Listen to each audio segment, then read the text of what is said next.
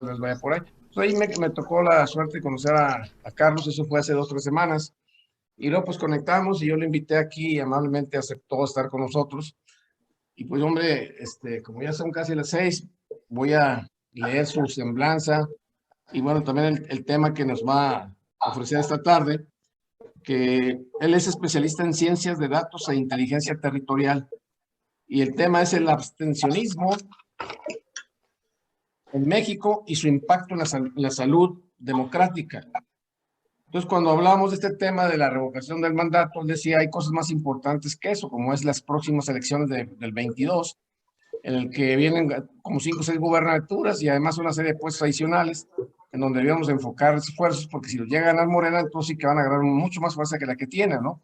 Y que nos están despistando y que deberíamos enfocarse en eso, razón por la cual nació este tema de hoy en la tarde. Ahora, el caso de Carlos es Carlos Hernández Torres, especialista en ciencia de datos e inteligencia territorial. Obtuvo el título de matemático de la UNAM y el máster de ciencias en matemáticas también por la Universidad de Toronto, Canadá. Es socio director de Trace Consultores de México Big Data desde 1984, con experiencia en el sector público, donde se desempeñó como subdirector general de asuntos hacendarios internacionales, director de política aduanera, director de estudios y subdirector de control de estímulos fiscales en la Secretaría de Hacienda y Crédito Público, consultor de organismos internacionales como el Programa de las Naciones Unidas para el Desarrollo, la Organización de las Naciones Unidas para el Desarrollo Industrial y la Organización Mundial de la Propiedad Intelectual. Y además en el Banco Mundial, el Banco Interamericano de Desarrollo, la Comisión Económica para América Latina y el Sistema Económico Latinoamericano y del Caribe. Esa es una semblanza, un resumen de Carlos, que es una persona que radica en la Ciudad de México, que tiene un buen rato en el medio. En la Ciudad de México están a veces, se supone, normalmente más enterados que nosotros, y esta tarde pues nos va a compartir sus conocimientos a través de ese tema que acabo de mencionar. Carlos, bienvenido y muchas gracias por tu apoyo. Al contrario, muchas gracias a ti, Roberto, por la invitación y encantado de estar con ustedes. Les agradezco mucho el interés pues, de compartir esta charla. Les doy un breve antecedente de cómo entramos a este tema.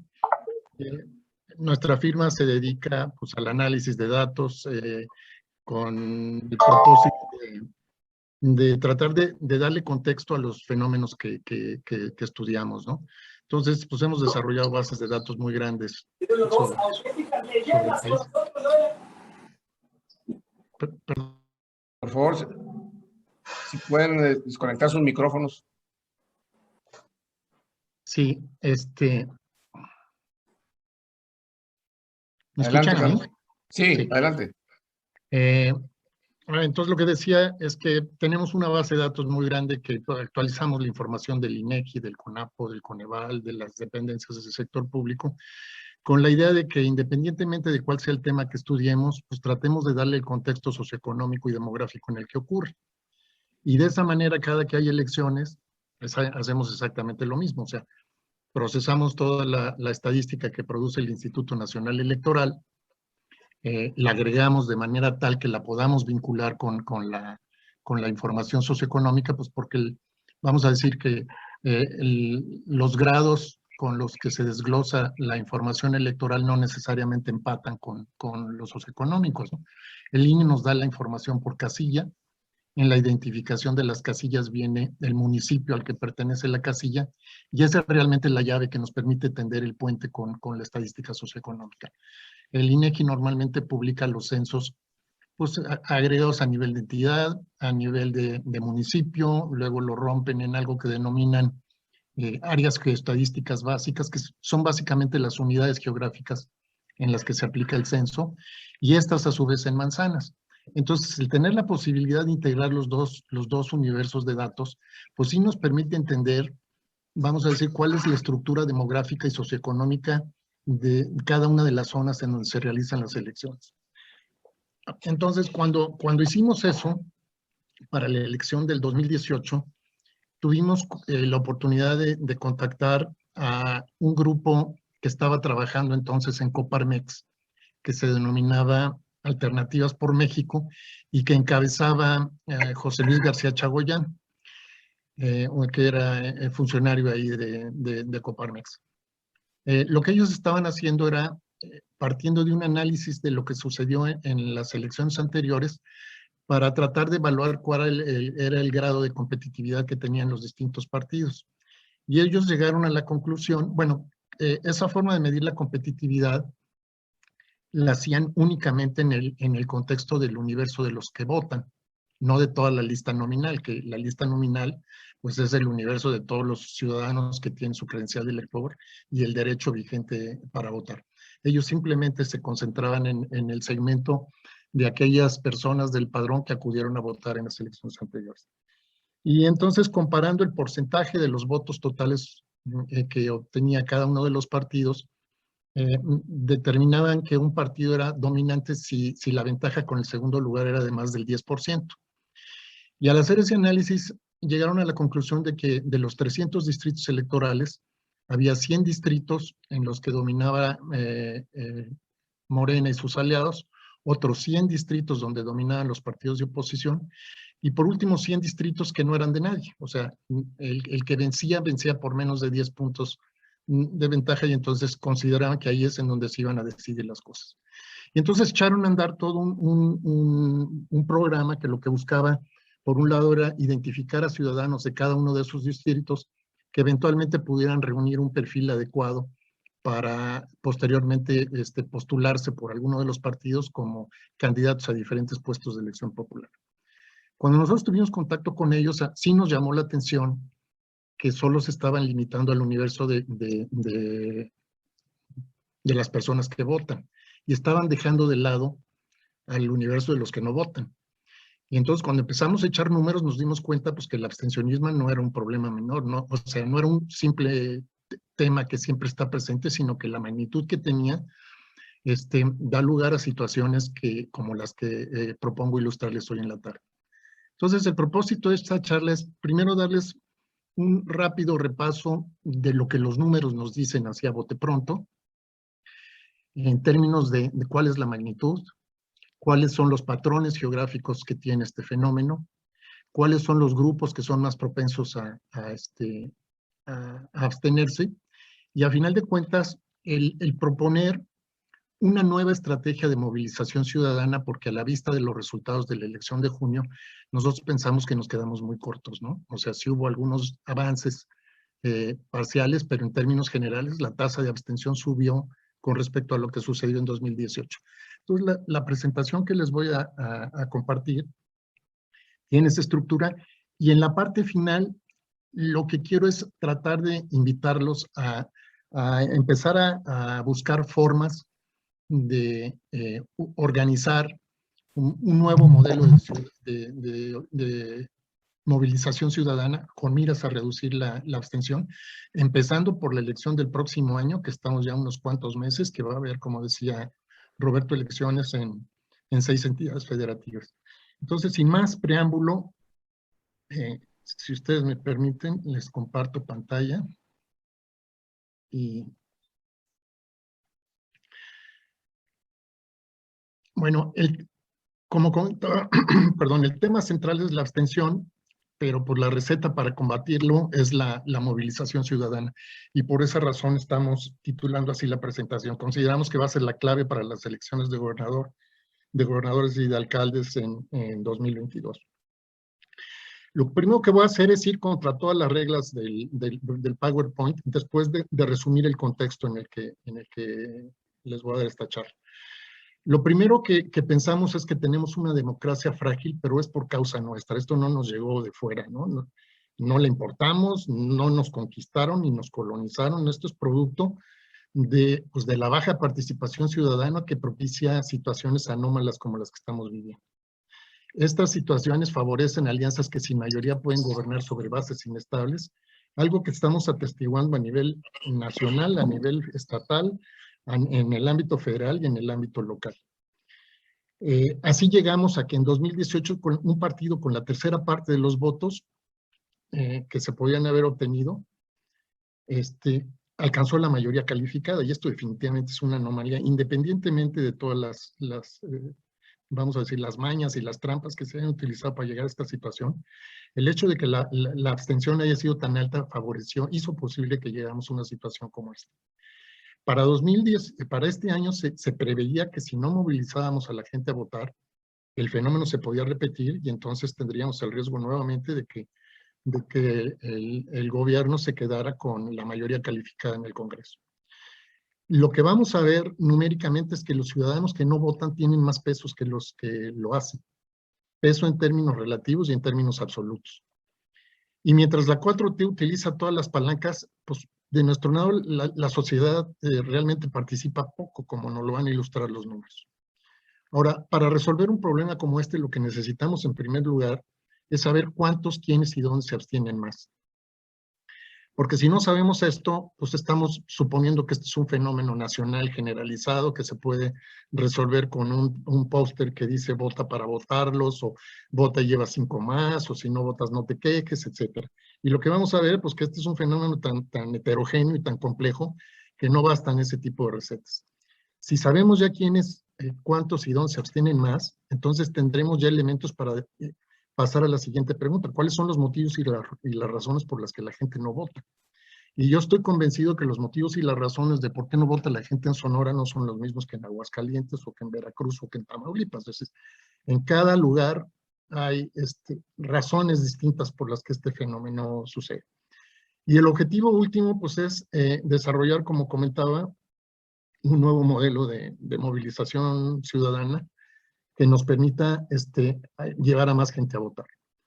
Entonces, les decía, les adelantaba que voy a entrar a lo que sería un pecado mortal en las presentaciones de PowerPoint, pero realmente de lo que se trata es que con una sola gráfica podemos analizar todas estas cosas.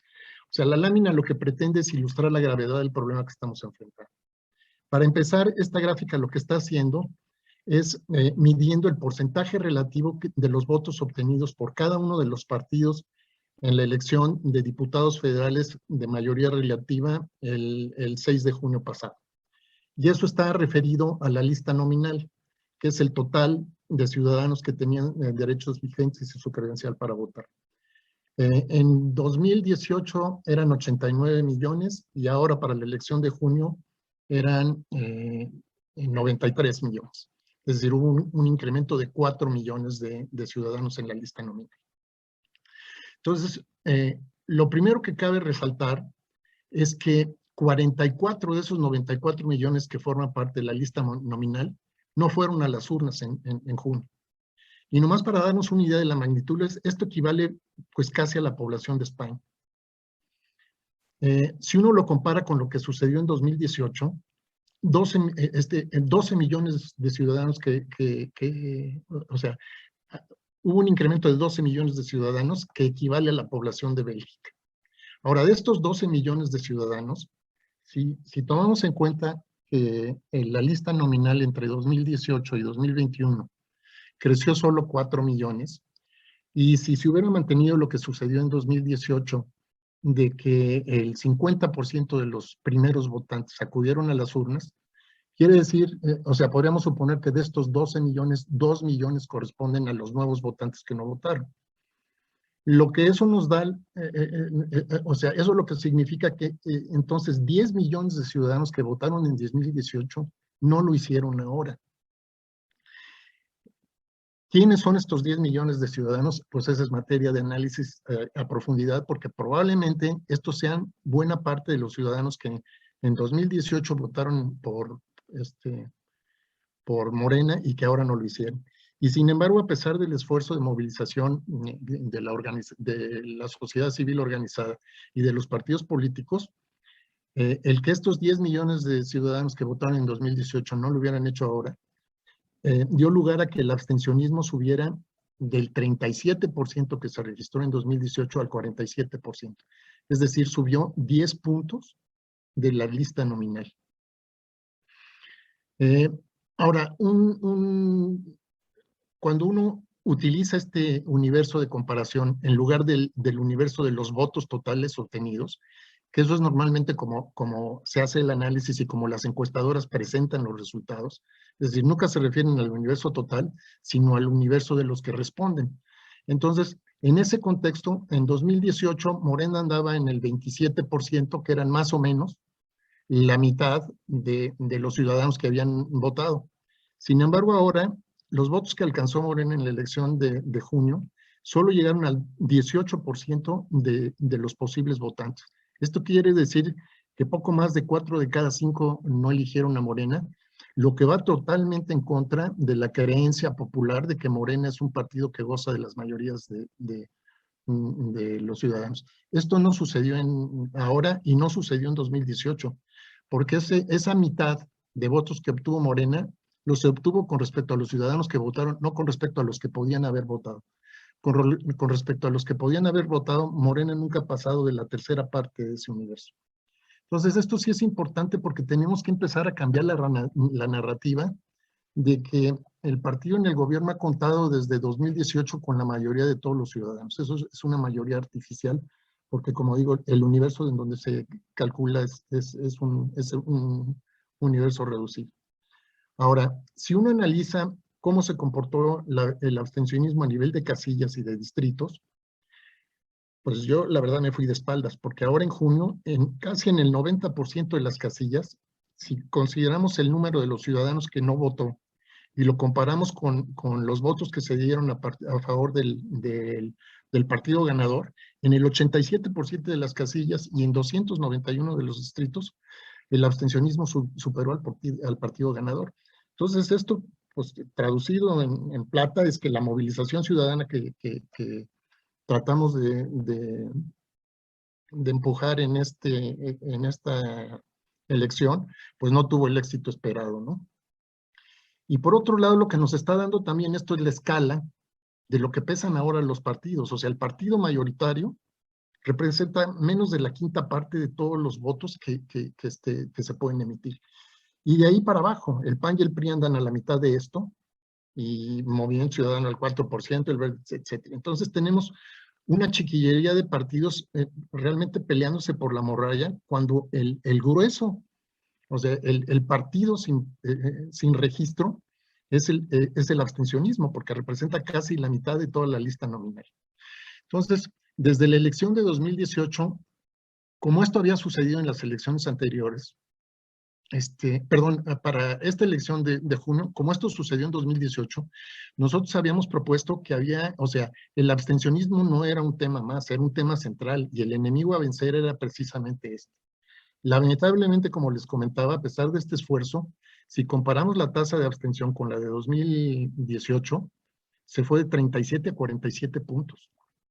Si bien es cierto que fue una elección intermedia y que en las elecciones intermedias normalmente las tasas de abstención llegan al 52%, al 50-52%, y que ahora bajó 5 puntos con respecto a eso, si uno toma en cuenta lo atípico que fue esta elección, es que porque había 15 elecciones de gobernadores, porque había renovación prácticamente de todos los congresos locales, etcétera, pues tampoco la podemos comparar así tal cual con las intermedias anteriores.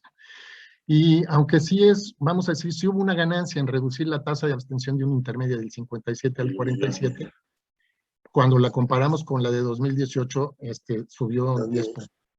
Entonces, este es el contexto numérico del que le da, vamos a decir, que le da sustento de alguna manera al planteamiento que estamos haciendo.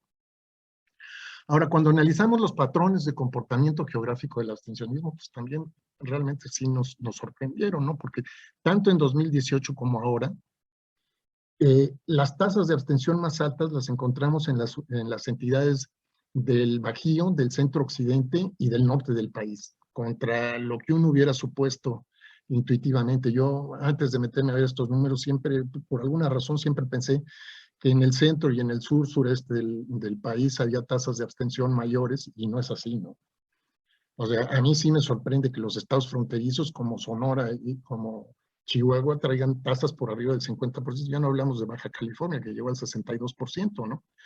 Entonces, si en 97 el promedio era de 37, pues subimos, imagínense que la gráfica de 2018, la gráfica de 2018 hubiera sido muy parecida a esta, nada más reduciendo el nivel del promedio nacional de 47 al 37%.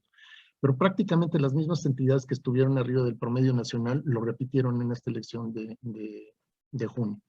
Y ahí están pues, Sonora, está Guanajuato, está Chihuahua, está Jalisco, está Nuevo León, es decir, está buena parte de las entidades de la Alianza Federalista, pues que se caracteriza por, vamos a decir, por su firmeza frente a las decisiones del centro, etcétera. Pero la lectura que yo hago de esto es que lamentablemente en estos procesos sus ciudadanos no los acompañan, ¿no? Bueno, por otro lado, al tratar de buscar relaciones, es decir, identificar cuáles son los grupos de la sociedad que son más propensos a abstenerse, nosotros habíamos hecho un cálculo de un índice que se llama el índice de acumulación de bienes en el hogar. Se acaba de publicar pues, hace unos meses el Censo de Población y Vivienda de 2020, y en ese censo, en el apartado de vivienda, viene el detalle de qué porcentaje de viviendas tienen acceso a la lavadora, el refrigerador, el televisor, etcétera, así, hasta llegar al automóvil, pasando por si tienen computadora, acceso a internet, televisión de paga, etcétera. Entonces, con eso nosotros construimos un índice que pondera la cantidad de bienes que se acumulan y lo normalizamos entre 0 y 1 y dividimos en 4 niveles a los municipios del país. En este mapa lo que estamos haciendo, en los tonos más claros están los municipios que tienen menor acumulación relativa de bienes y los tonos oscuros son los municipios que tienen más acumulación de bienes en el hogar. Y del lado izquierdo lo que hicimos fue analizar cuál es la tasa de abstención por municipio también. Y pues nos encontramos sorprendentemente una coincidencia geográfica, por lo menos en apariencia, de las zonas que tienen mayores niveles de abstención con las zonas que tienen mayores niveles de acumulación de bienes en el hogar.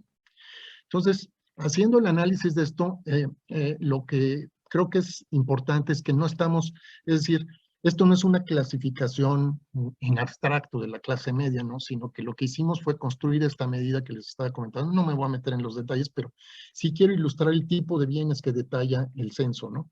O sea, analiza qué porcentaje de las viviendas tienen, bueno, servicio sanitario, televisor, refrigerador, teléfono celular, que las viviendas tienen 3 y más cuartos, que tienen lavadora, 2 y más dormitorios, radio, tinaco, etcétera, hasta llegar, o sea, las cosas ya de si tienen cisterna, servicio de streaming o de videojuegos.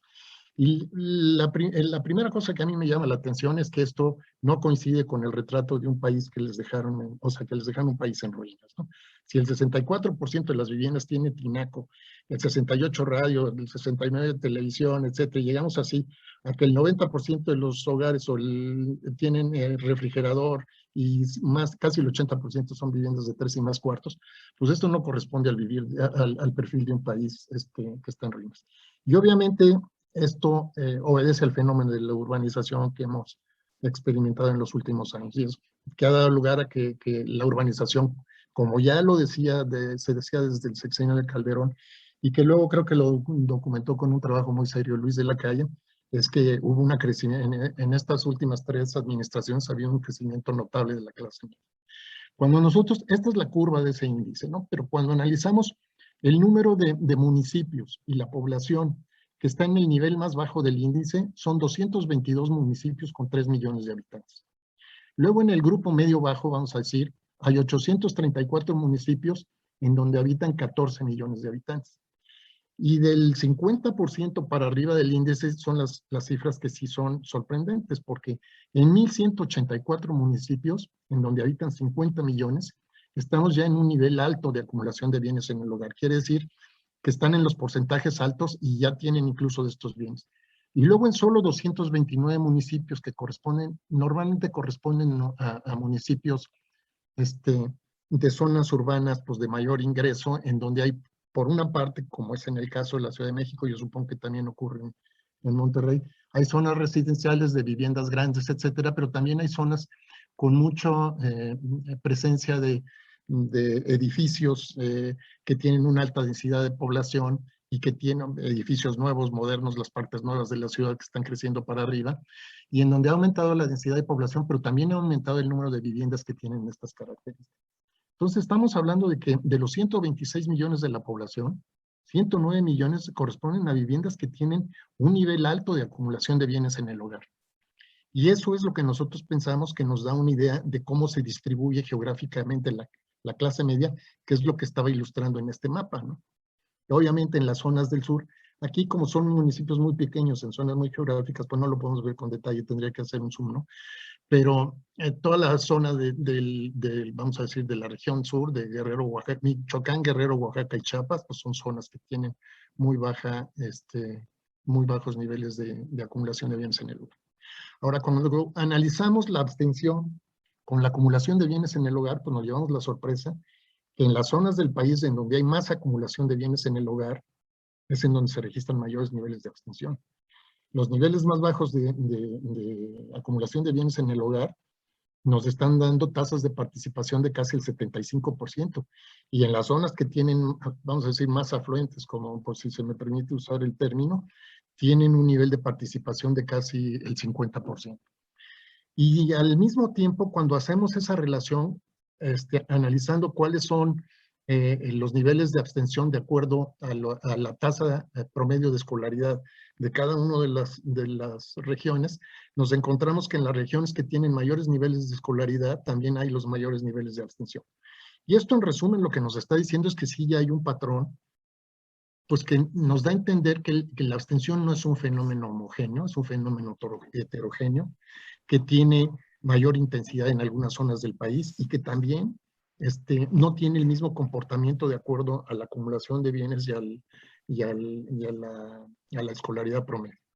Ahora, lo que es interesante es el fenómeno de lo que sucedió en la Ciudad de México, en donde sí hubo, o sea, este es un mapa que lo que nos está retratando no es la participación, sino los niveles de abstención. Los tonos más claros son donde hubo menores tasas de abstención y los más oscuros son donde hubo mayor nivel de abstención. Y del lado derecho está la distribución de cómo o sea, qué secciones electorales ganó cada una de las alianzas. En azul están las secciones electorales que ganó la Alianza Va por México y en rojo están las que ganó Juntos Haremos Historia. Entonces, realmente el match, como si me permiten el término que hay entre las zonas que tuvieron mayor movilización y por consiguiente menor abstención, es impresionantemente coincidente con las zonas en las que ganó la oposición. Y esta era un poco la tesis de lo que habíamos nosotros propuesto a 2018 y que corrobora pues esto que hemos estado platicando, ¿no? El peso de la clase media que tiene mayores niveles de escolaridad y mayor acumulación de bienes en las elecciones puede ser determinante del resultado. Porque me ha tocado participar en algunas charlas en donde me dicen, oye, no, pero si sacas a más gente a votar, ¿qué garantía tienes de que van a votar por la oposición y no por Morena? Bueno, pues la garantía que tengo es lo que nos están diciendo los números, ¿no? Y esta evidencia que es, para mí es un caso casi del laboratorio, ¿no?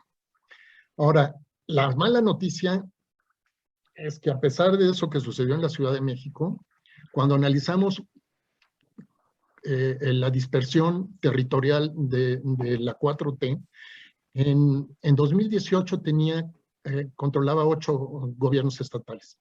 Con lo que sucedió ahora el 5 de junio, controla ya 18 entidades federativas, considerando también a San Luis Potosí, que aunque lo ganó el verde, pues forma parte de la 4T. Para el año próximo están en juego 6 entidades federativas, todas gobernadas por la oposición. Si esas entidades se pierden, eso significaría que para 2023, en donde va a haber la elección de Coahuila y del Estado de México, la del Estado de México, pues que se considera la madre de todas las batallas previa a la elección presidencial, Morena llegaría ya con un dominio territorial de 24 entidades. Eso es lo que significa pues, que va a tener mucho más recursos que los que tiene ahorita y mucho más capacidad territorial de movilización, tanto para la elección de gobernadores que va a haber en 2024, como para la renovación del Congreso y la elección presidencial. Entonces, ¿cuál es el horizonte que tenemos de aquí a 2024? Pues el 21 de marzo está esto de la revocación de mandato, a lo que se refería Roberto en la introducción. No voy a entrar ahorita a ese tema, porque creo que mi intención es poner el foco en la importancia relativa de esta elección de 2022. Hay elecciones en Aguascalientes, que gobierna el PAN, en Durango, que también gobierna el PAN, en Hidalgo, que gobierna el PRI, Oaxaca, que gobierna el PRI, Quintana Roo, que gobierna el PRD, y Tamaulipas, que gobierna el PAN. En 2023, como les comentaba, vienen Coahuila y el Estado de México. Y en 2024, pues esta sí va a ser la madre de todas las batallas, ¿no? Renuevan gobernador Chiapas, Ciudad de México, Guanajuato, Jalisco, Morelos, Puebla, Tabasco, Veracruz y Yucatán. Si a estas elecciones Morena llega con 24 entidades a su favor, yo creo que va a ser muy difícil poderlos parar. Y ese mismo año, pues ahí está la renovación del Congreso, hay elecciones tanto de diputados como de senadores, y a final de cuentas la elección presidencial. Entonces, creo que esto y lo que les he platicado ahorita da contexto a lo que comentaba Roberto en la introducción, el por qué nosotros estamos poniendo nuestro foco de atención en esto y que consideramos que va a ser estratégico. O sea, si este rescalón no lo caminamos bien, yo no sé qué va a pasar con los siguientes, ¿no? Ahora, para complicar un poco más las cosas, este es el panorama que tenemos para las elecciones de 2022. O sea, coinciden entidades, como se dice vulgarmente, de dulce, chile y manteca, ¿no? O sea, tenemos de un lado Aguascalientes, que tiene 11 municipios, y del otro lado Oaxaca, con 570 municipios. Estos son dos mundos totalmente distintos. Tenemos municipios fronterizos en el sur y en el norte, o sea, tenemos a Quintana Roo en el sur y a Tamaulipas en el norte. Y luego tenemos del centro y del norte, que tenemos a Hidalgo por un lado y a Durango por el otro. Lo primero que vale la pena destacar son los niveles de abstención que hay en todas estas entidades. Pues en Aguascalientes casi 1 de cada 2 ciudadanos no votó. En Durango casi llegó al 60%. En Hidalgo igual que en Aguascalientes, más de la mitad. Oaxaca, pues ahí esto sí es reflejo, yo creo que todavía de la capacidad de movilización que conserva el PRI en ese estado, y por eso tiene una tasa de abstención que, aunque es alta con respecto a lo que sucedió en 2018, es relativamente menor que las anteriores. Quintana Roo, la tasa de abstención es también altísima, del 56%, y a final de cuentas en Tamaulipas del 47%. Entonces, nuevamente esto lo que nos está diciendo, estos mapas son, vamos a decir que una microficha, un microretrato de cómo se distribuyen los niveles de abstención por sección electoral en cada una de las entidades. Entonces, lo primero que uno nota de estos mapas es la diversidad de tonos y de colores. O sea, no podemos decir que la abstención en todas las secciones electorales de Aguascalientes es del 49%, pues no, porque hay secciones en donde las tasas de abstención son menores. Pero esto ya lo que nos empieza a medir o lo que nos permite entender es cómo es el tablero de juego, y el tablero de juego no es igual, no es homogéneo, no es igual el mismo en todas las entidades federativas. Entonces, yo creo que esto es una cosa que le va a meter complejidad al proceso de la elección de 2022 y que significa un desafío muy grande para todos aquellos que estamos convencidos e interesados en que la apuesta por la movilización ciudadana es una de las pocas cartas que tenemos que jugar. Ahora, lo que ya hicimos nosotros fue pues este ejercicio que les comentaba. Integramos toda la estadística electoral, ya incluyendo la de la consulta popular. O sea, ya procesamos la elección de junio, ya procesamos la de la consulta popular, la vinculamos con toda la estadística socioeconómica, que afortunadamente también coincidió que hace 3 semanas el INE y el INEGI, 3 o 4 semanas, el INE y el INEGI dieron a conocer los resultados del censo, pero a nivel de sección electoral. Entonces, eso que ya podíamos hacer a nivel de municipios, ahora lo podemos hacer también en las secciones electorales. O sea, saber que en donde hay más abstención, donde domina tal alianza, el perfil de la población, demográficamente hablando, es de tal manera, los niveles de pobreza, los niveles de educación, etcétera. O sea, eso ya lo podemos detallar a nivel de las secciones electorales. Como toda esta información está geolocalizada, la podemos ver ya en un contexto geográfico, como se los he ilustrado, ¿no? Y eso también, como lo he tratado de ilustrar, ya nos permite construir patrones y perfiles que vinculan el fenómeno electoral con el contexto socioeconómico en el que ocurre.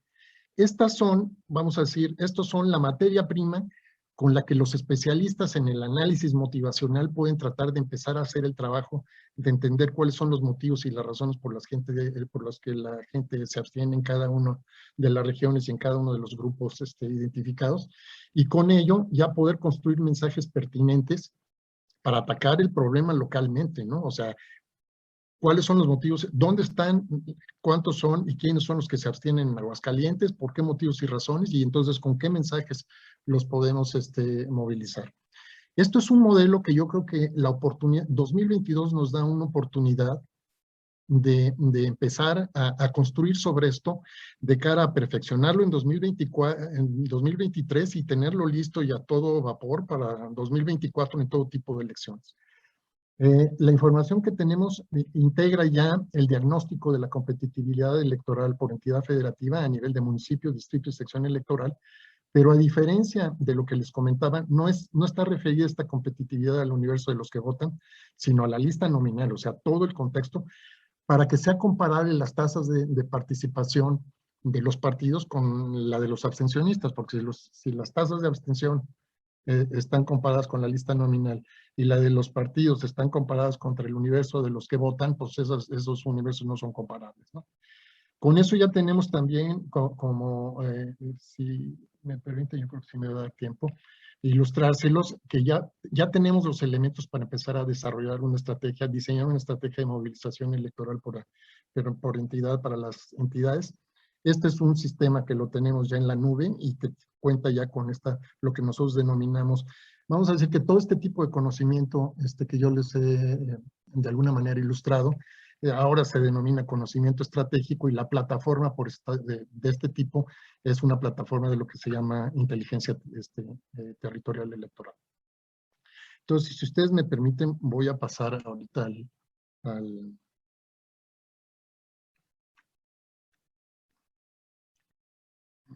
un segundo.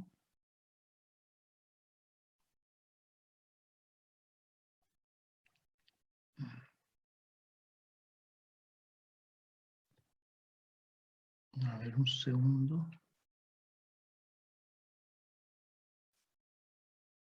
A ver, voy a salir y voy a entrar porque me voy a mover a otra aplicación. Un segundo, por favor.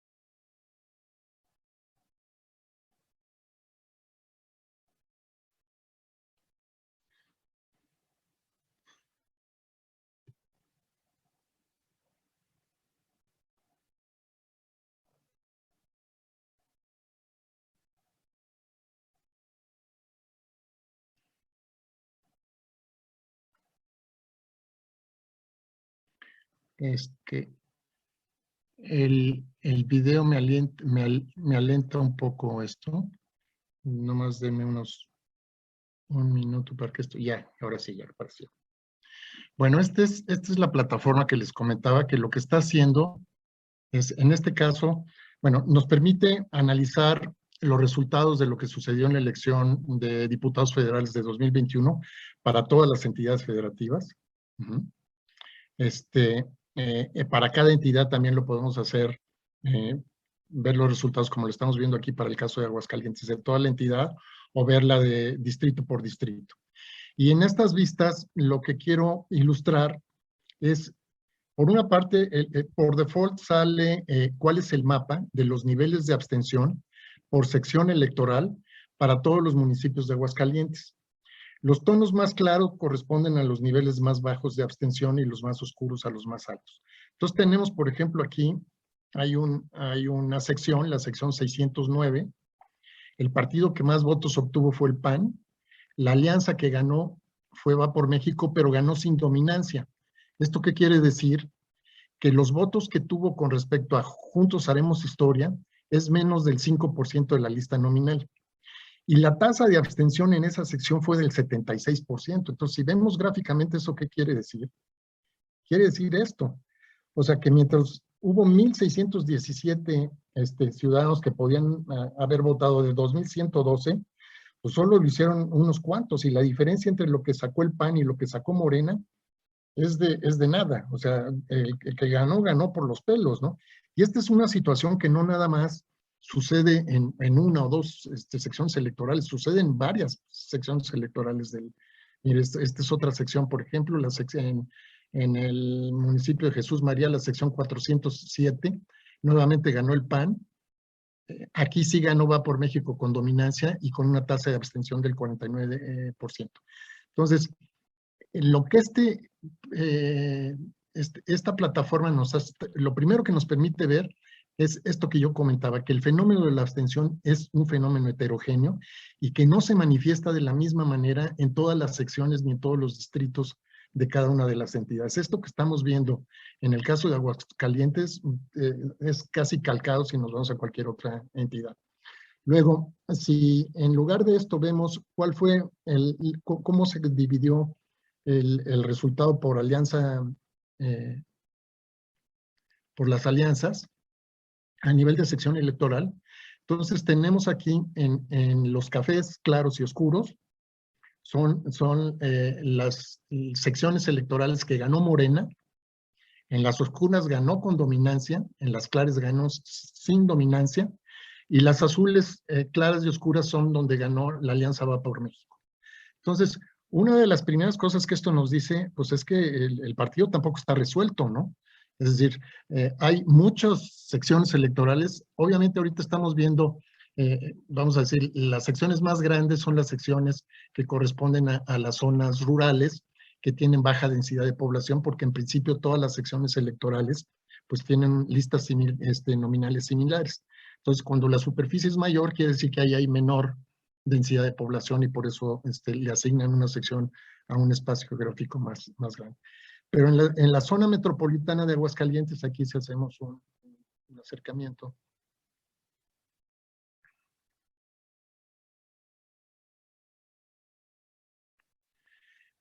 Vemos que aquí sí hay más, vamos a decir, más secciones ganadas por la Alianza de Va por México, pero tampoco todas son con dominancia, solo las oscuras son con dominancia.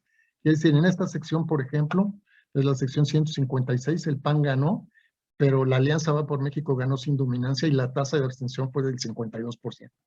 Entonces, pues de alguna manera esto es lo que nos está diciendo, o sea, no basta escoger las piezas del tablero si no sabemos cómo está el tablero. Y no es lo mismo ir a destinar recursos en las zonas en donde ya sabemos que hay dominancia que en las zonas en donde no la hay y donde la diferencia de votos es como se los ilustraba, pues de decenas o de unos cuantos votos, ¿no? Aquí si vemos las gráficas va a suceder lo mismo. Aquí, por ejemplo, el tamaño de la abstención es similar a los votos que obtuvo el PAN en una sección. Entonces, estas son zonas en donde si el esfuerzo de movilización se aplica, pues también van a aumentar la ventaja, ¿no? En las zonas más claras hay niveles de abstención más altos y la diferencia entre, vamos a decir, ya una vez que sumemos los partidos de la alianza, pues van a ser menores, ¿no? Ahora, otra capa que podemos analizar es cómo se comportó esto por partidos, porque ahorita lo vimos por alianzas.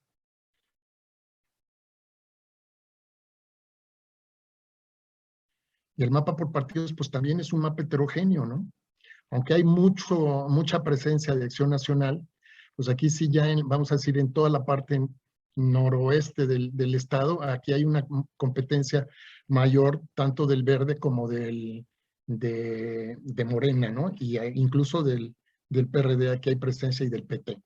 Entonces, tampoco, vamos a decir, bueno, estas dos que son de Fuerza por México, que creo que ni el registro alcanzó, pero también son zonas que perdió el PAN, ¿no? Entonces tampoco la batalla en el PAN en Aguascalientes está decidida. Luego, si hacemos un análisis de en qué secciones hubo dominancia del ganador y en qué secciones no, pues esto ya nos está diciendo en dónde es a dónde hay que concentrar los esfuerzos. Las zonas en verde son donde la alianza o el partido que ganó con dominancia. Y las zonas amarillas es en donde ganó sin dominancia. Esto lo que quiere decir es que hay mucho terreno en donde hay que pelear, porque el que ganó en esas secciones no ganó, o sea, ganó por una diferencia mínima de votos. Y además, si eso lo cruzamos con los niveles de abstención, o sea, abstención en zonas sin dominancia, pues vamos a ver cuáles son las zonas críticas realmente, donde va a haber mayores tasas de abstención sin haber dominancia.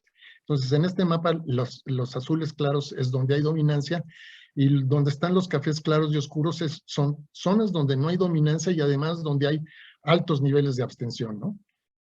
Entonces, esto pues nos está dando ya elementos para, vamos a decir, echar mano de algo más que las encuestas para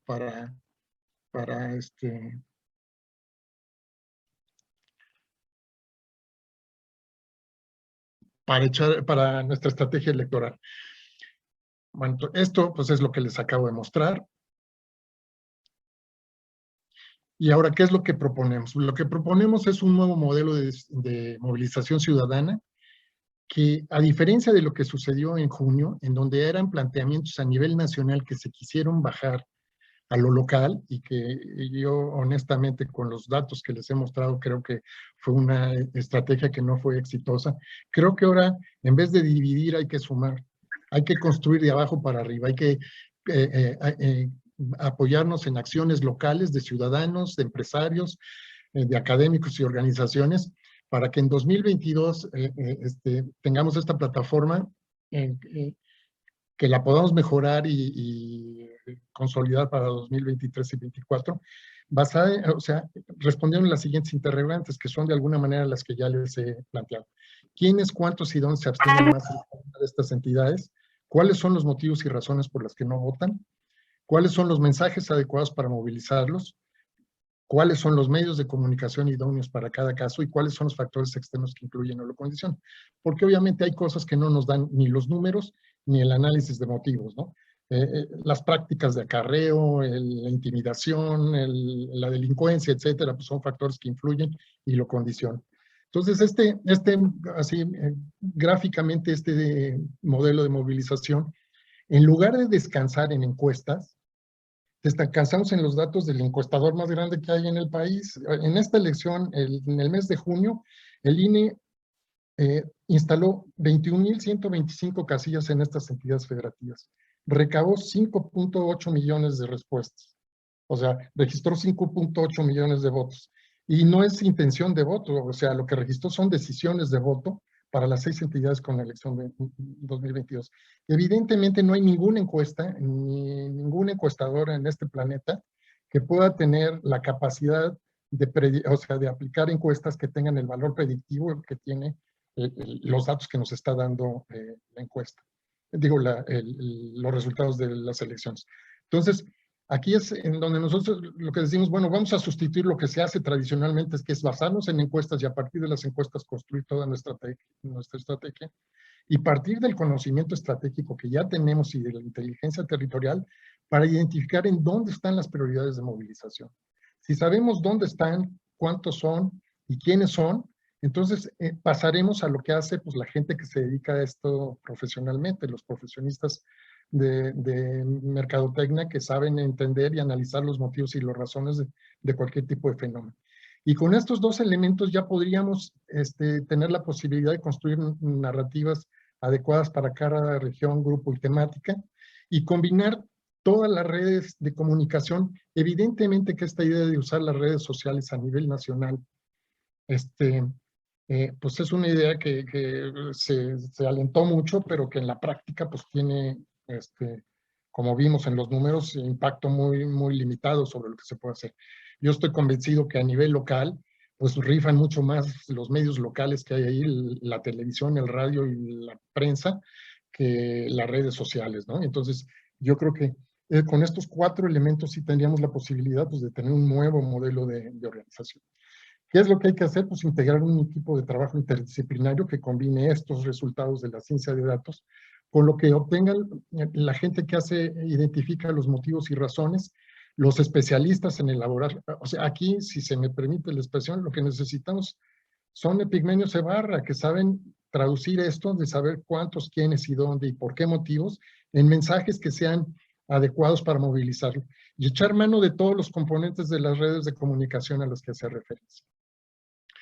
Ahora, para esto, pues no arrancamos de la nada, ¿no? Así como tuve la suerte de tener contacto con ustedes y que mostraron interés en esto, pues lo he tenido con otro grupo, pues una serie muy larga de organizaciones, pero vamos a decir que con las que he tenido más contacto de cerca en las últimas semanas son con estos Mexicanos por México, Poder Ciudadano, ALA y Ciudadanos. Ciudadanos es un grupo de Jalisco al igual que ALA. Entiendo que Poder Ciudadano tiene una cobertura territorial mayor. La idea del movimiento de Mexicanos por México es tener cobertura nacional.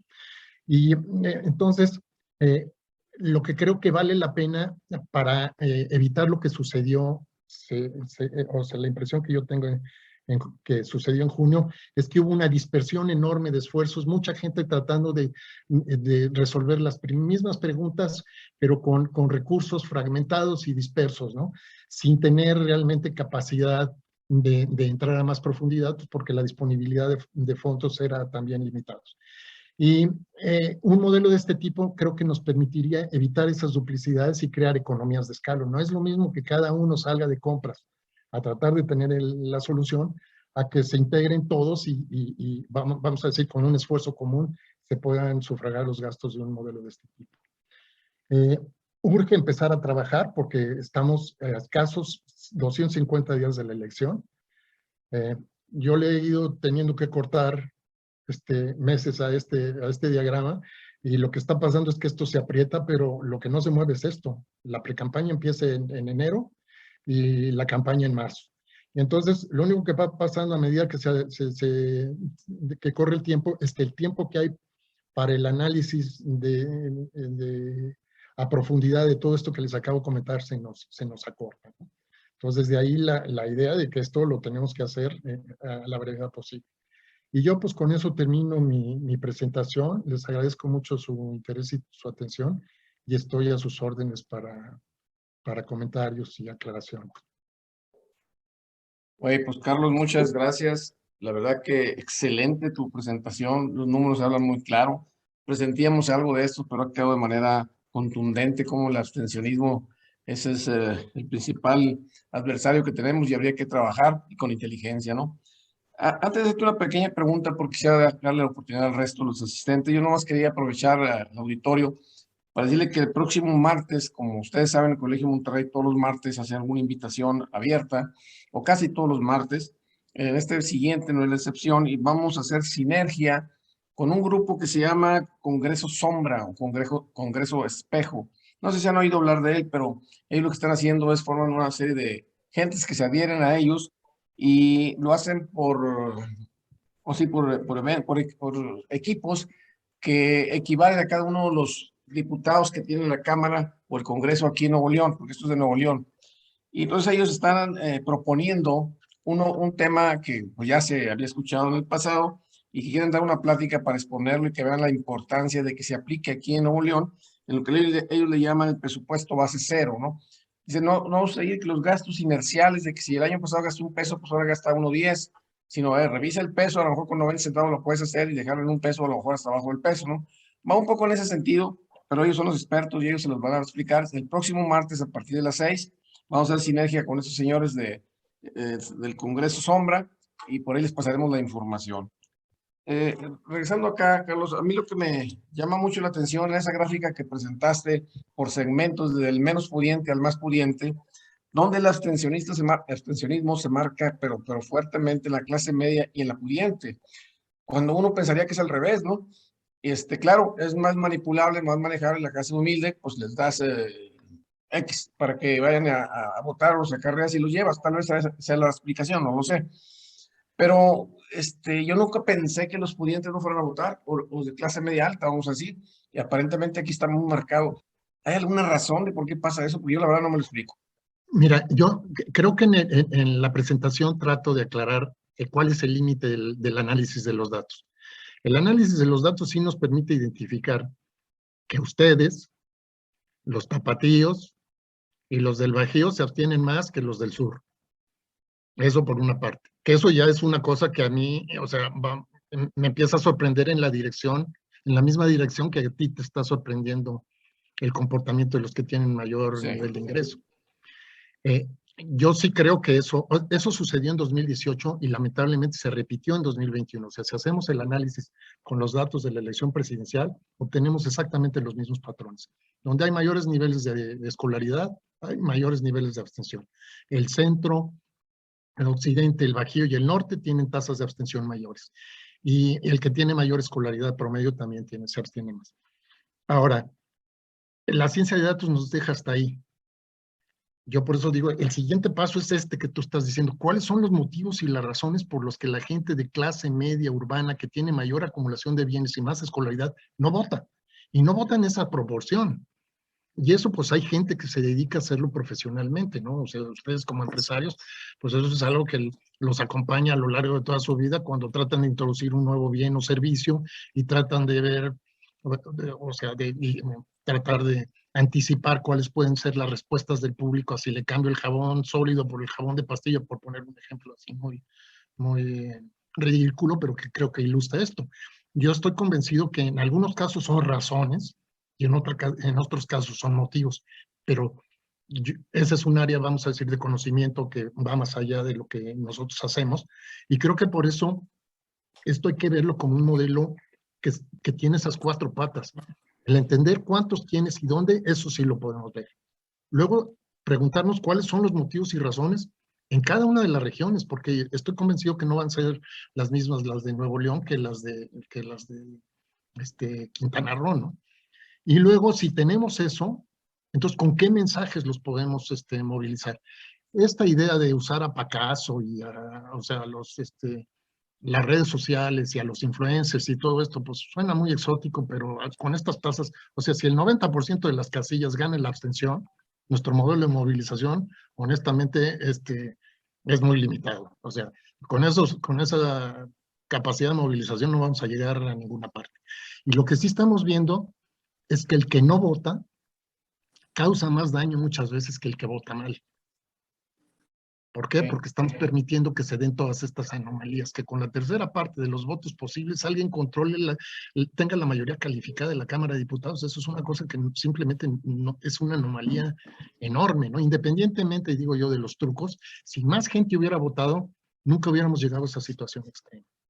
Claro. Esa sería mi respuesta, ¿no? Bueno, mira, hay una persona levantando la mano, es el 147-796, porque no tiene el nombre. Yo agradecería que al pasarle la palabra nos dijera su nombre y hiciera su pregunta y que fuéramos breves para darle oportunidad a que más gente pueda participar. Adelante, 14796. No sé si sea yo, Eduardo Sañudo. Dale. Don Carlos, dos cosas. La presentación la hizo en función de cuestiones económicas. ¿Qué tal la edad de los votantes? Yo estoy convencido de que los votantes, el mercado está entre los 18 y los 32, 34 años, independientemente de sus posibilidades económicas. Quisiera saber su opinión sobre eso. Y el otro tema es la obligación de votar.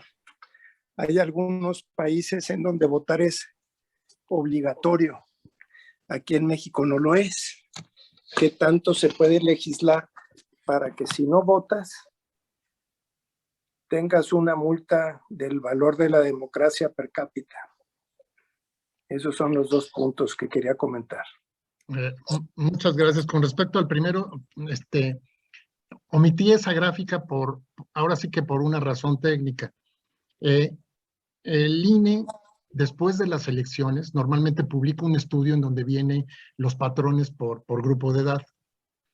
nosotros con la información que sacamos de la estadística de las casillas no tenemos ese dato, o sea, no tenemos datos de edad de los votantes, simplemente los agregados de por qué partido votaron en dónde, ¿no?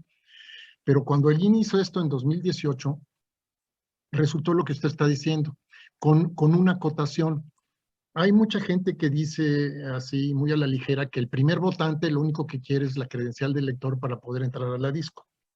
Y resulta que los de 18 y 19 años, de acuerdo a ese estudio que hizo en 2018 el INE, votan hasta el 60%. O sea que esa idea de que los primeros votantes no votan es una idea equivocada, de acuerdo a los datos que da el INE.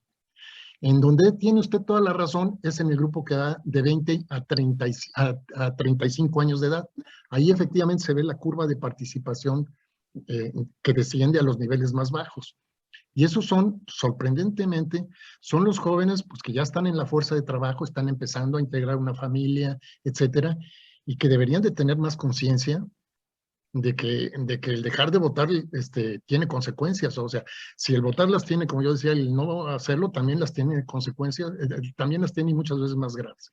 Ahora, con respecto a lo de la obligación, yo creo que, honestamente, lo que estamos viendo es un fracaso de nuestra generación.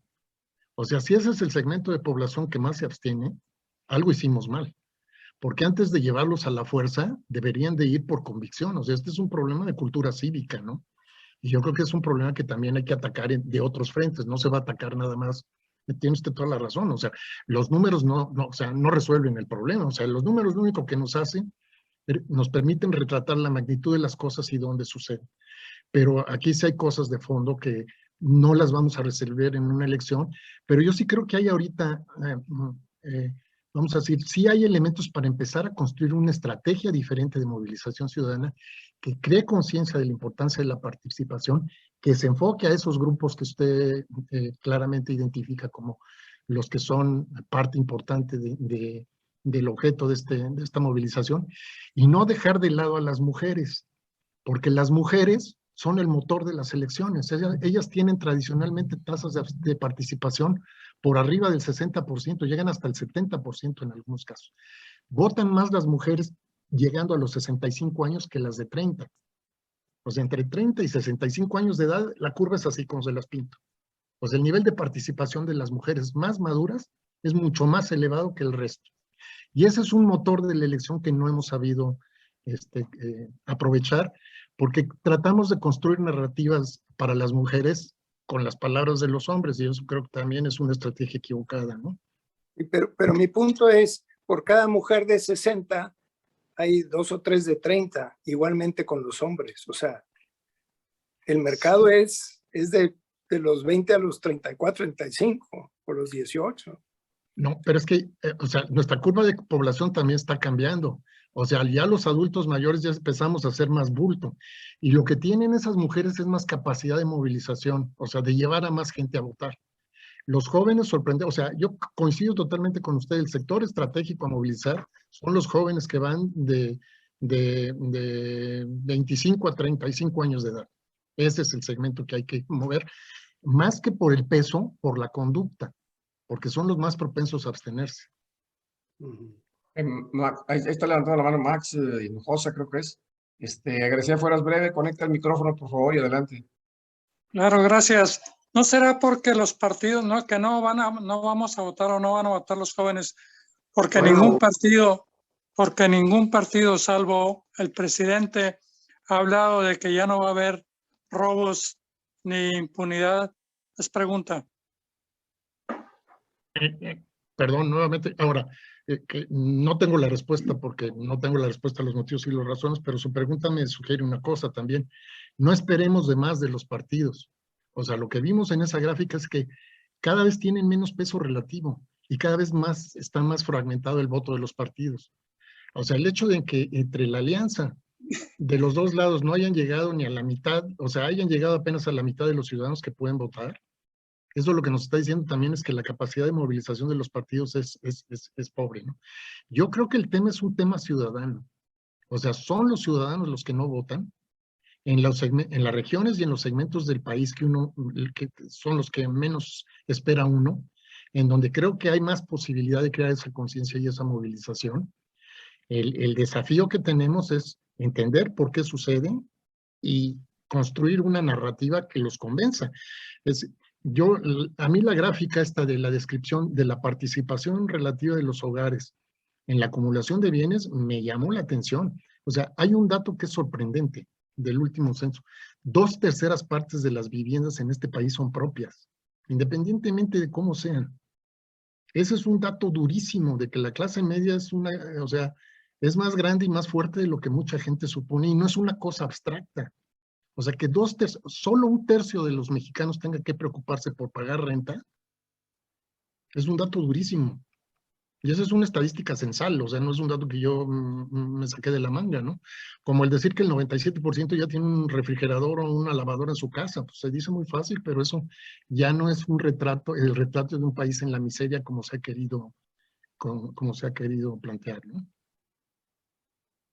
Fernando Elizondo, adelante. Dos dudas. Si se hicieran la las primera- votaciones electrónicamente, ¿aumentaría esto o no? No, yo creo que no. 50% de los hogares en México no tienen acceso a medios electrónicos, no tienen la cultura electrónica. Tienen el celular, pero no es lo mismo, ¿no? Ok, No, yo creo que sí estamos muy lejos de eso. Ni en Estados Unidos se hace universal, ¿no? gracias, Max. Fernando, adelante.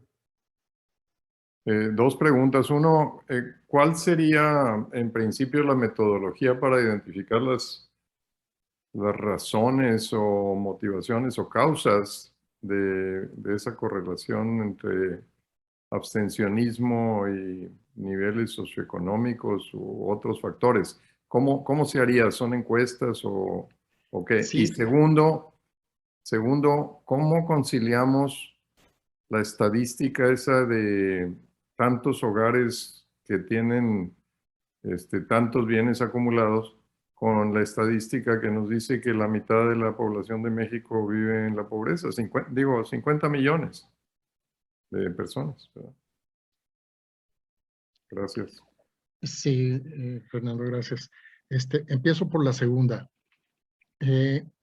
Nosotros construimos esta medida precisamente porque en la última estimación que hizo el INE de la población económicamente activa, resulta que el 55% de la población económicamente activa está en la informalidad.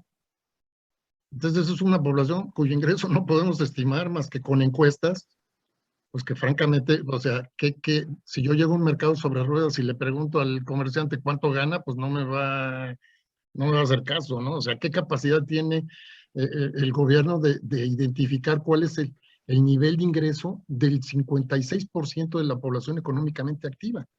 Por esa razón, nosotros no utilizamos, vamos a decir, no analizamos el perfil de la clase media con variables de ingreso, sino con acumulación de bienes, porque como decía muy bien Julio Santaella cuando explicó el censo, los bienes no mienten.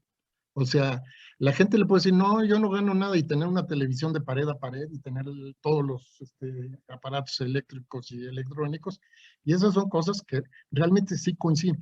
Más del 50% de las viviendas en este país ya tienen un automóvil. ¿Cómo se chingó? Entonces, independientemente de que... Bueno. Adelante. Sí. Perdón, ¿cuál era la otra pregunta, Fernando? Ahorita ya por esto se me fue. Micrófono, Fernando, por favor. Micrófono, Fernando.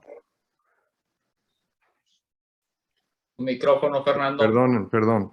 Era la metodología para determinar las causas de la abstención y la conciliación de cifras de la pobreza con estas estadísticas.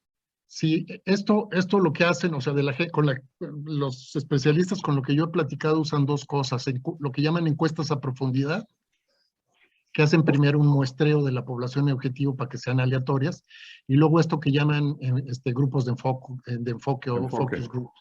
Y luego crean pues, estos paneles de control o de monitoreo en donde una vez que se empieza a echar a andar la campaña, van midiendo cuál es el efecto. Es decir, si los mensajes que están utilizándose realmente están cambiando conductas o no. Sí. Entonces, esa sería la metodología, ¿no? Muchas gracias. Extraordinaria presentación, Carlos. Felicidades. Muchas gracias, Fernando. Mientras alguien levanta la mano, yo te quería preguntar ahorita, Carlos, decía Eduardo hace rato que fuera obligatorio votar y parece un tanto extremo esa medida.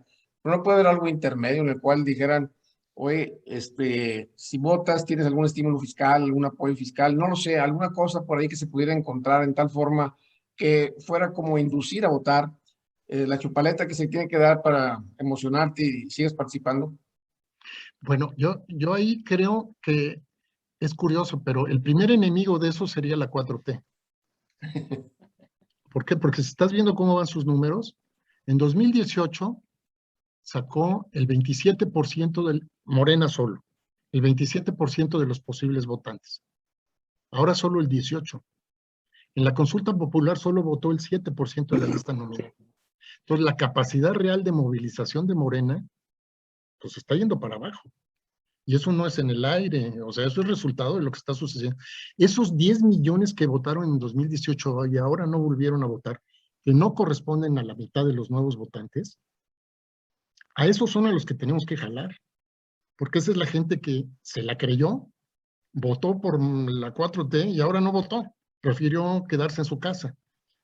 Y es tan grave uno como lo otro, ¿no? Porque con esos niveles de abstención no se logra compensar el efecto que tiene. Entonces, yo sí creo que, o sea, el pleito con la clase media no es gratuito, ¿eh?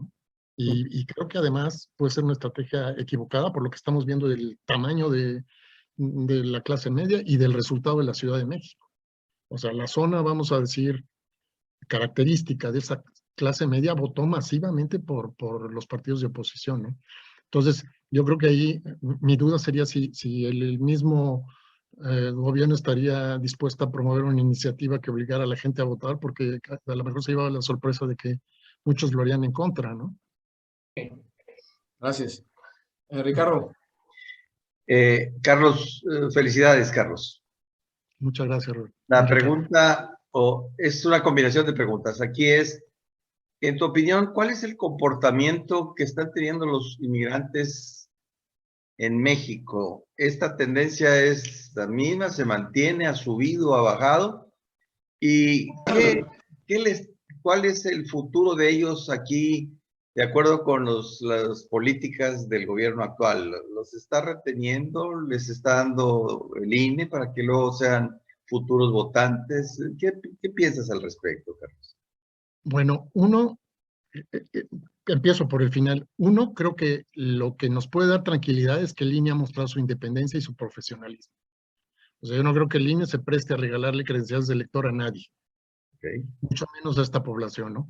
Yo creo que lamentablemente esta gente está en esa situación, no por el plan político de nadie, sino porque viven en unas condiciones, o sea, la realidad cotidiana de ellos es de hambruna y de violencia y de desesperación. Yo eso creo que es la fuerza que los mueve. Y a ellos no les interesa quedarse aquí, o sea, se queda el que no tiene otra opción, el que trata de irse y no lo dejan. El que llega y descubre que Chihuahua se parece al otro lado de la frontera y dice, bueno, pues ¿para qué me meten broncas? Ya me quedo aquí en Chihuahua, ¿no?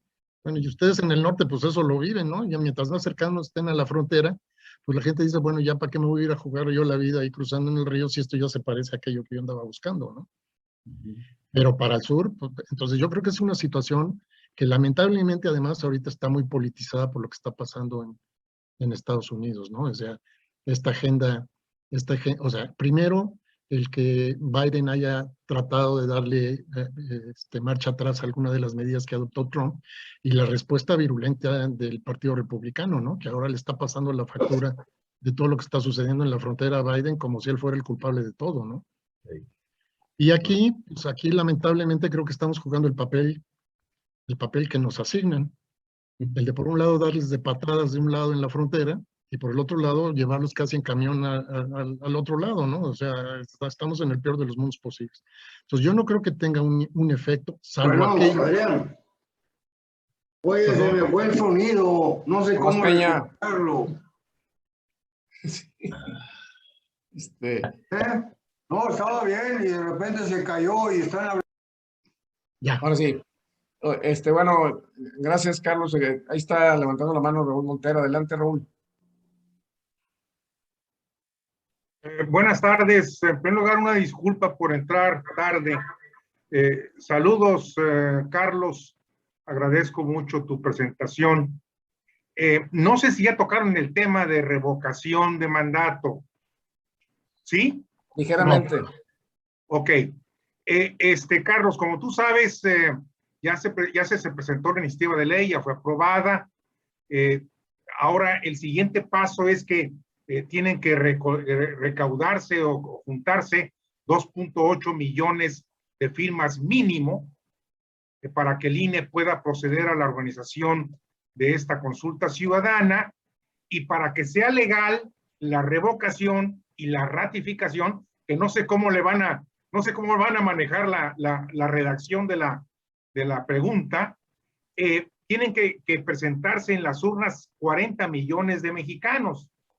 ¿Tú cómo ves esto? ¿Tú crees que primera pregunta, ¿crees que es factible la recolección de 2.8 millones de firmas mínimo? Y segundo, si se van a presentar en las urnas 40 millones de mexicanos para que sea legal. Gracias, Carlos. Fuerte abrazo. Gracias, Raúl. Bueno, el motivo por el que estoy aquí fue por esa pregunta precisamente que me tocó compartir en un foro con Roberto y con José Luis Topete, que aquí lo estoy viendo de ala. Mi respuesta fue que los números no parecen sugerir que sea fácil que lleguen siquiera a los 2.8 millones. Por una razón, porque en la consulta popular, que era algo del interés de la 4T, teniendo la posibilidad de echar mano de los siervos de la nación y de toda la capacidad de movilización territorial del partido, solo juntaron el 7% del padrón. Y ahora, supuestamente, legalmente no pueden intervenir los partidos. Entonces, o sea, si con los niveles de abstención que estamos viendo, lo del 40% definitivamente ese es un sueño guajiro, eso no va a llegar nunca. Porque, o sea, con las tasas de abstención que estamos viendo, ¿cómo van a llegar al 40%? Si no llegaron a ese porcentaje en la elección presidencial, pues, ¿cómo van a llegar en la consulta popular, en donde está claro que solo hay un interesado en que esto suceda? La otra parte que yo creo que les va a afectar es la perversión de la pregunta. Originalmente solo era una pregunta. Si quieren que se vaya o no, porque esa es la pregunta de la revocación.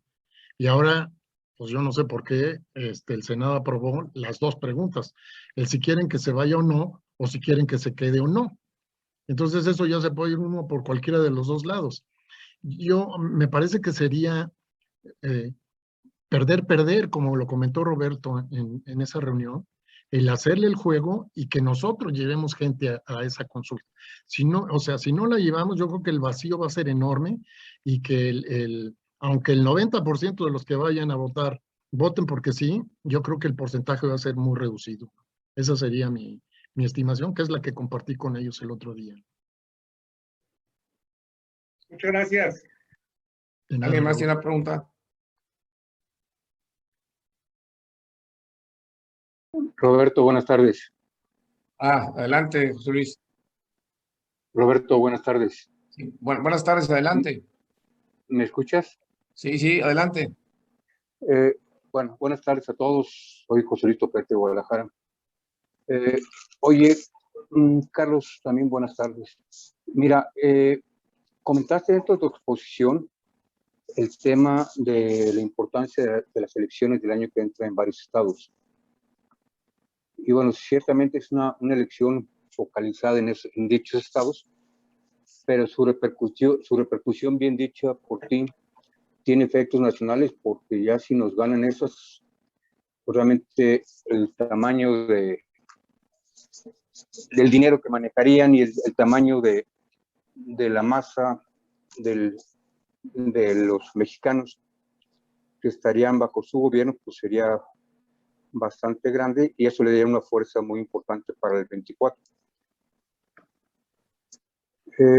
¿Qué recomendarías tú que hiciéramos los ciudadanos que no vivamos en esos estados, pero que podamos apoyar de alguna forma que salgamos ellos y nosotros bien librados de ese evento.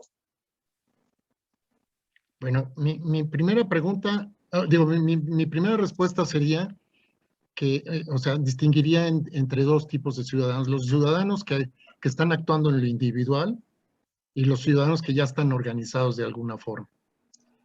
Y pues los ciudadanos que están actuando individualmente, pues el que tiene conciencia en su ámbito de actuación, con los recursos de que tenga a la mano, hacer pues un poco, digo, yo no me voy a poner como ejemplo, ¿no? Pero esa es mi causa, ¿no? O sea, es moverse en el mundo en el que uno está y tratar de crear conciencia del problema y de movilizar las conciencias de otros.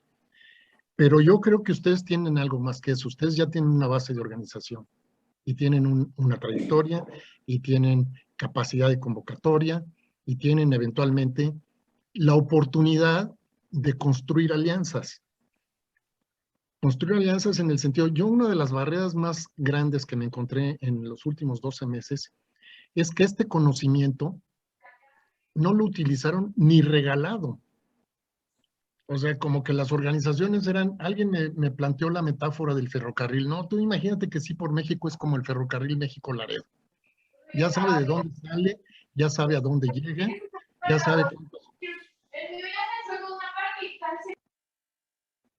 sabe cuántos vagones lleva, ya sabe qué carga y no se va a salir de esa vía, ¿no? Entonces, yo creo que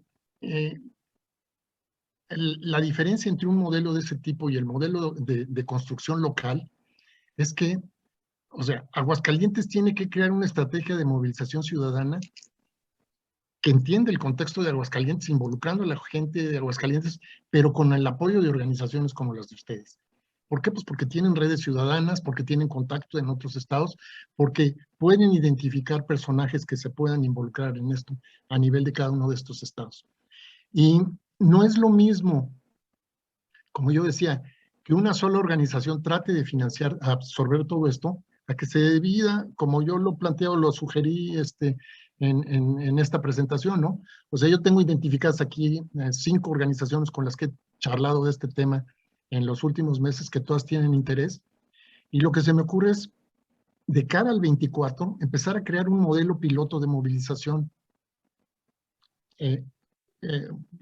básicamente utilizando estos componentes que yo estoy planteando, ¿no? Lo del conocimiento, lo de los motivos, lo de la narrativa y el usar los medios de comunicación adecuados.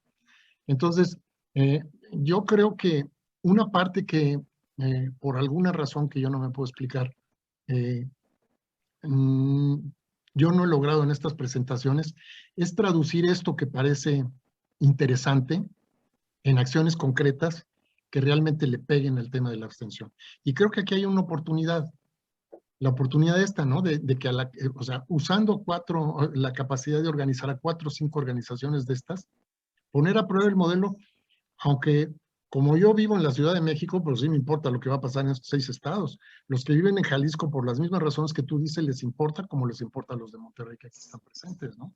Pues yo diría que con esa perspectiva, este es un tema de agenda nacional, no es un tema, aunque sean agendas, elecciones locales, esto es un tema de agenda nacional y como tú bien resumías, me parece que es muy trascendente, o sea, sí me parece que puede ser un punto de inflexión a favor o en contra, ¿no? Si no lo asumimos así, ¿no?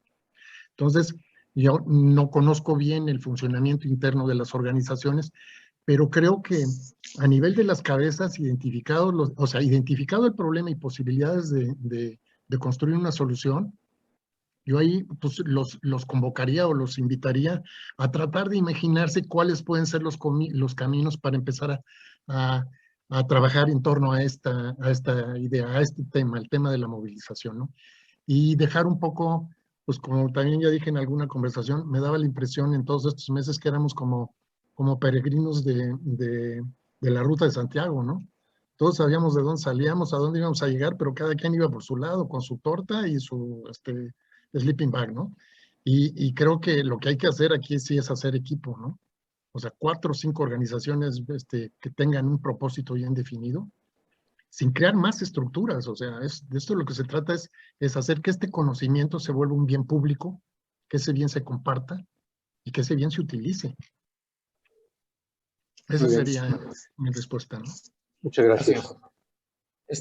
Carlos, mira, mientras alguien levanta la mano y quizás sea la última pregunta, internamente en el Colegio Monterrey había un compañero que ya se nos adelantó en el camino de la vida y que él defendía la tesis que no es nueva, pero que él la defendía bastante en el sentido que cómo era posible que el voto valiera lo mismo de alguien que aporta mucho al país que alguien que no lo aporta, que ni siquiera está dado, etcétera.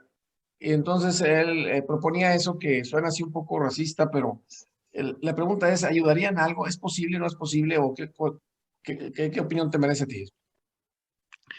Mira,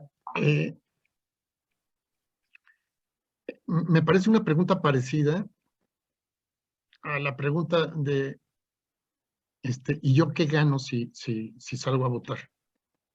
O yo qué gano si me involucro en una iniciativa de estas. Y yo creo que aquí lo que hay que cambiar es el enfoque. No es lo que ganas, es lo que pierdes. Entonces, yo creo que hay que trabajar más en lo otro. Esto que yo decía muy rápidamente, que en 2 décadas este país transitó de una sociedad muy rural a una sociedad eminentemente urbana, que tiene más acceso a servicios, que está mejor comunicada, que sigue habiendo diferencias muy pronunciadas, pero vamos a decir, empieza a haber un piso ligeramente más parejo, porque el que vivía en la Sierra de Guerrero y se fue a Acapulco o migró a la Ciudad de México ya tiene condiciones de vida distintas de las que tenía entonces. Entonces yo creo que hay que crear conciencia, o sea, nuestra narrativa debería enfocarse a lo que podemos perder. Y un poco yendo a lo que decía Fernando hace un momento, yo creo que no hay que tragarnos la rueda del molino de que la mitad de este país es pobre, porque esa, simplemente por la ley de los grandes números, si yo salgo a la calle en cualquier ciudad de México, no digo un pobre, uno que no es pobre, un pobre o uno que no es pobre. O sea, eso no lo vemos en ninguna parte, ¿no? Que 1 de cada 2 mexicanos sea pobre. En la calle no lo vemos, ¿no?